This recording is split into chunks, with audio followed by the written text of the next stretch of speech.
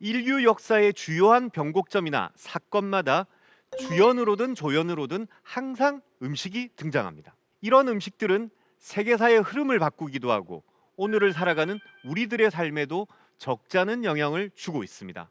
과연 어떤 음식들이 그런 역할을 했는지 살펴보고자 합니다. 그래서 오늘 강연의 주제는 인류의 운명을 바꾼 음식들입니다.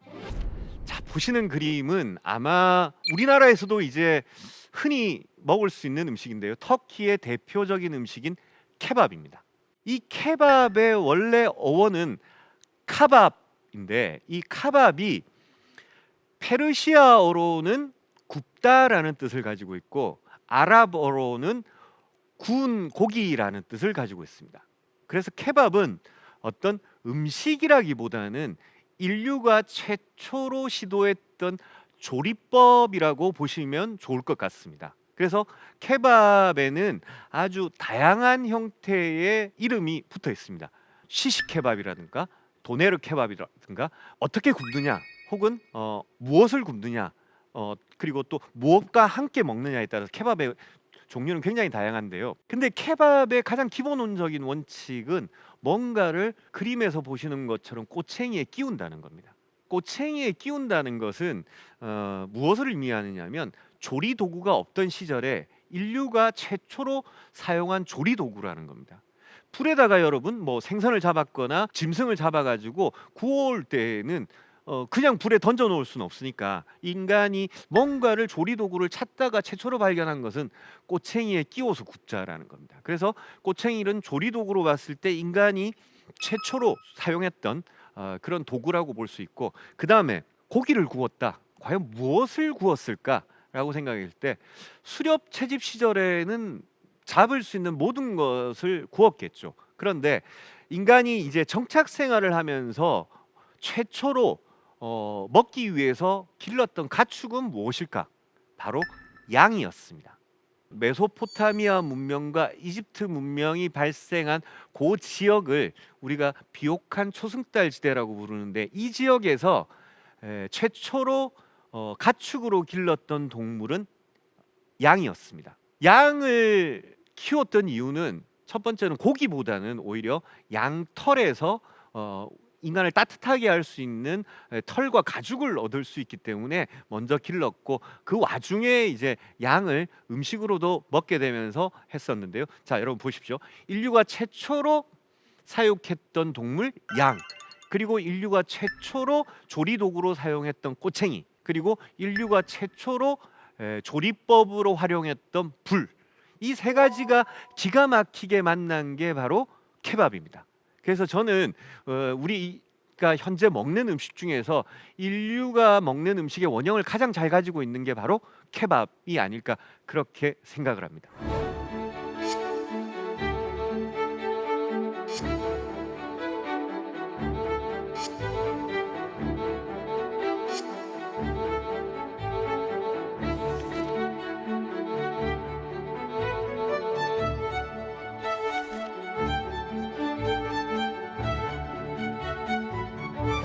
곡물을 먹는 방식이 좀 재밌습니다.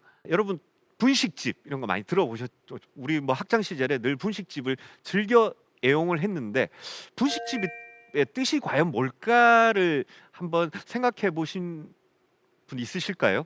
인간이 곡물을 먹는 방식은 크게 분식과 입식으로 나뉩니다. 분식은 말 그대로 가루를 내어서 먹는 방식이 분식입니다.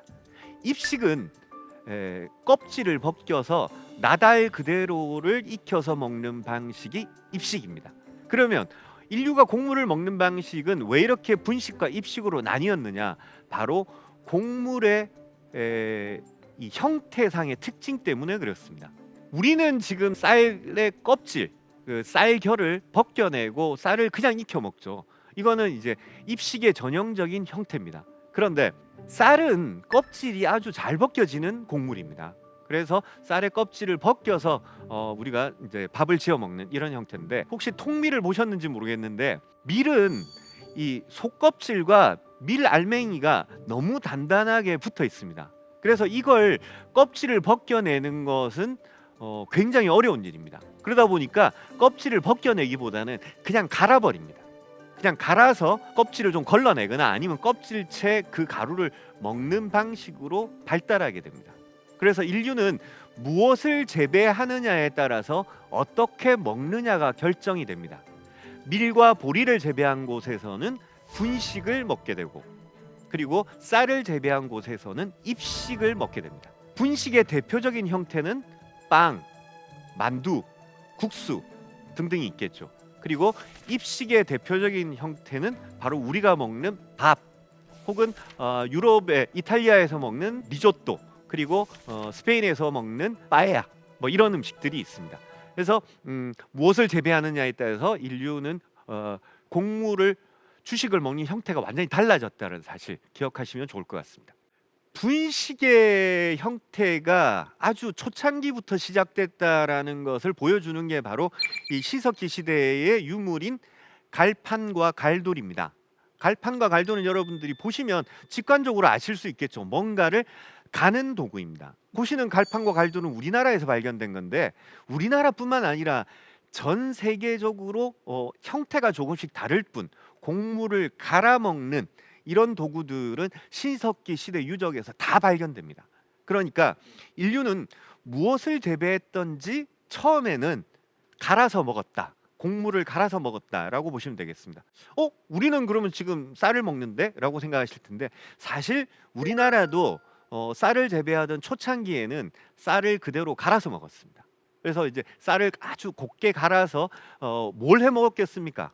바로 떡을 만들어 먹었습니다. 그래서 우리 민족이 쌀을 먹는 첫 번째 형태는 떡이었고, 떡을 먹다가 삼국시대에 들어오면서 이제 본격적으로 밥을 지어 먹는 형태로 발전하게 됩니다. 그래서 이런 식으로 변해왔습니다.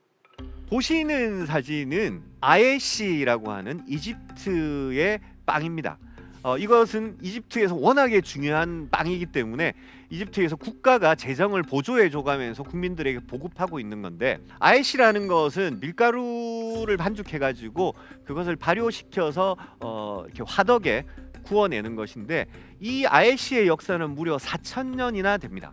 왜 4,000년이나 되냐? 밀가루를 처음 재배했을 때 가루를 내 가지고 인류는 그냥 이 가루를 반죽해 가지고 익혀 먹었습니다. 즉 발효를 하지 않았던 거죠. 발효를 하지 않고 빵을 구워 먹으면 어떻게 되느냐 하면, 빵을 구워 놓고 나면 굉장히 딱딱해집니다. 갓 구운 데에서도 퍼석퍼석하고 먹기가 굉장히 불편합니다. 그런데 이집트에서는 어느 날 반죽해 놓은 밀가루에 공기 중에 있는 효모가 와서 이 밀가루를 변화시킵니다. 밀가루에 이제 뽕뽕뽕 구멍이 뚫어지면서 뭔가가 밀가루가 이전과는 전혀 다른 형태로 변했고, 이것을 구워보니까 이전과는 전혀 다른 부드러움과 이전과는 전혀 다른 풍미를 가진 빵이 탄생한 겁니다. 그래서 전 세계에서 최초로 4,000년 전에 이집트에서는 아에시라는 발효빵을 만들게 되고, 이 발효빵 기술을 가진 이집트는 그 당시에 주변 지역의 패권을 장악하게 됩니다. 왜? 모든 나라가 이 발효된 빵을 먹고 싶어서 이집트로 하여금 그 기술을 배우고 싶어 했던 거죠. 그만큼 발효 이전의 빵과 발효 이후의 빵은 큰 차이를 보여준다고 할 수 있겠습니다. 자, 그런데 여러분, 곡물은 비교적 영양소가 잘 갖춰져 있는 주식입니다. 곡물의 한 70% 정도는 탄수화물로 이루어져 있고, 10%에서 13% 정도의 단백질도 가지고 있습니다. 그리고 아주 약간이지만 지방도 포함하고 있습니다. 그래서 인간이 살아가는 데 있어서 필요한 영양소들은 대부분 가지고 있습니다. 근데 결정적으로 없는 게 있습니다. 뭐냐면, 인간이 생활하는 데 있어서 우리 몸에서 자체적으로 생산하지 못하는 필수 아미노산은 곡물에는 아주 거의 없다시피 합니다. 다른 것과 함께 먹어야 이 영양의 균형이 맞춰집니다. 그래서 곡물을 재배하던 곳에서는 다른 지역으로 하여금 우리한테 곡물 이외에 없는 어떤 다른 식자재를 구하게 됩니다. 그게 바로 교역이 시작됐던 거죠. 그리고 이 교역에서는 가장 중요했던 또 하나의 식재료가 있는데 그게 뭐냐? 바로 소금입니다. 여러분, 맨밥을 그리고 아무것도 없는 빵을 여러분들에게 삼시세끼 그냥 먹어보라라고 하면 아마 먹기 힘들 것입니다. 그런데 거기에 뭐 소금이라도 좀 곁들여진다면 그나마 먹기 편하겠죠. 그만큼 소금은 인간이 살아가는 데 있어서 곡물을 먹는 데서 가장 필요한 건데, 소금은 먹기 위해서, 먹는데 좀 편해지기 위해서만 필요한 것이 아니라 인간에게도 아주 중요한 성분 중에 하나가 바로 소금입니다. 이것은 이탈리아 북부에 있는 안트로나 계곡에 있는 친지노라는 댐입니다. 높이가 한 50m 정도 되는데, 그리고 거의 깎아지른 듯한 절벽, 수직에 가까운 절벽인데, 그 절벽에는 보면 뭐들이 쫙 붙어 있습니다. 오른쪽에 보시면 뭐가 이렇게 점처럼 박혀 있고, 왼쪽 사진에 보시면 야생 염소가 벽면을 이렇게 핥고 있습니다. 뭘까 도대체? 이 야생 염소들은 왜 이렇게 위험한 일을 벌일까라고 생각해 볼 수 있는데요. 염소들을 이렇게 절박한 상황으로 몰아넣는 것은 바로 소금 때문입니다.